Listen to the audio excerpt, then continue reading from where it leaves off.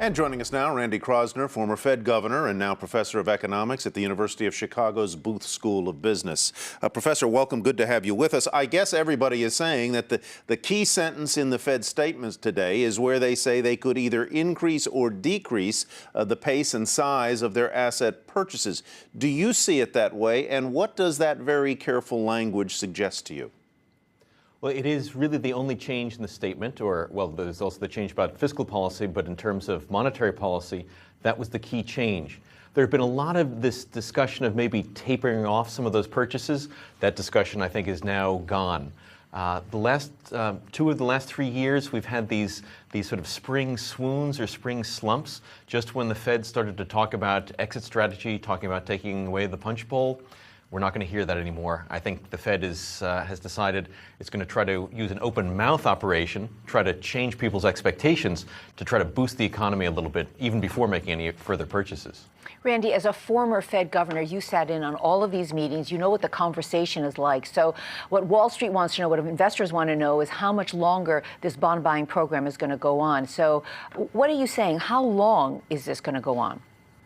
Well, the Fed changed its communication strategy to get away from having a particular date, like 2015, to saying until the unemployment rate goes down to 6.5% for moving interest rates. For the bond purchases, I think it's likely that it's going to go on for a while. By changing the language, they made it very clear that they have a balanced view that they could either increase or decrease depending on how the economy is going. And I think, unfortunately, the economy remains in this sort of sideways slide, not really getting the traction that we need.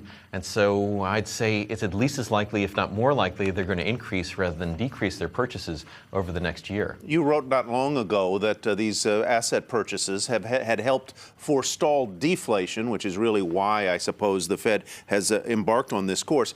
Is QE, the bond and other asset purchases, is it still helping? And do we risk not necessarily kindling inflation at the consumer level, but an asset inflation that some people say could end badly?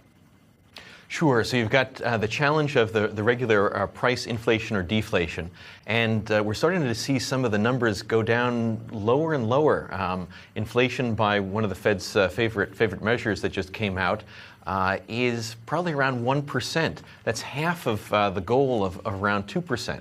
Now, there are some potential concerns that by keeping interest rates so low for so long and making such promises, that you could get some more risk-taking occurring in different parts of the market.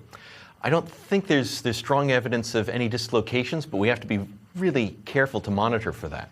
All right, you know, everybody is waiting for this important jobs report that's coming out on Friday, and I know you watch it very carefully as well.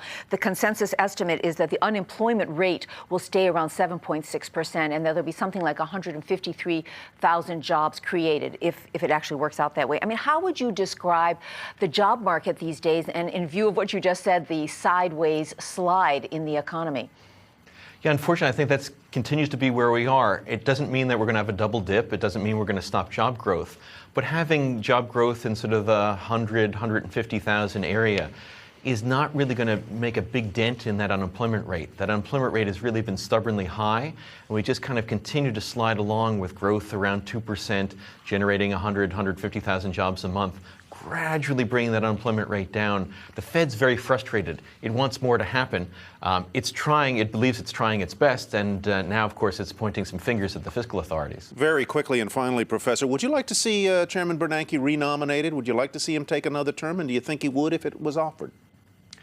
I have enormous respect for the chairman. I think much like Paul Volcker, who is revered today, but when he was finishing up his 8 years as chairman, there are a lot of questions about whether he did the right things or not.